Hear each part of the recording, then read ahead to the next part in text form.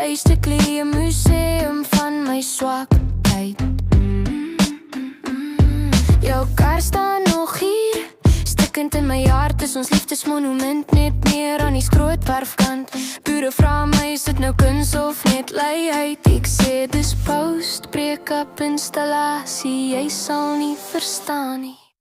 Jy en jou loslappie, ek en my blik vol kak herinneringe. Jy ry nie, jou kar ry ook nie, maar ek sit nog vas in parkering, sien jy? Jy en jou loslappie, ek en my stoep vol stukkende dinge. Jy is mal, so sê jou mama, sy sê ook ek bly altyd hulle kind. Halala, hey.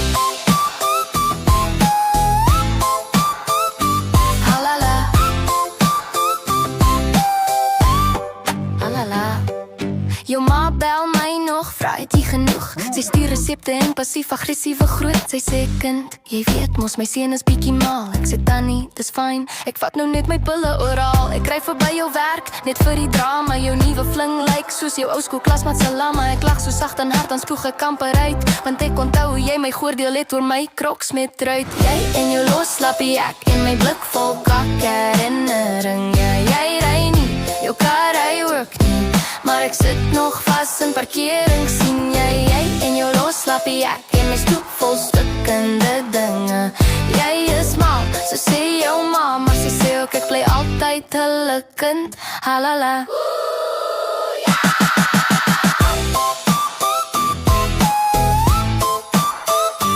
Halala.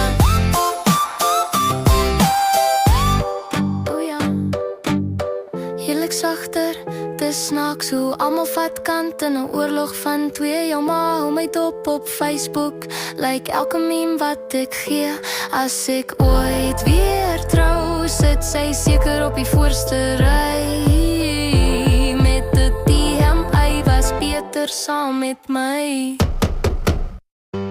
Jy en jou loslappie, ek en my blik vol kak herinneringe. Jy ry nie, jou kar ry ook nie, maar ek sit nou en lag in eerste raad, sien jy? Jy en jou loslappie, ek en my stoep vol stukkende dinge. Jy is mal, so sê jou mama, sy sê ek bly altyd hulle kind. Dankie, ja. Hey!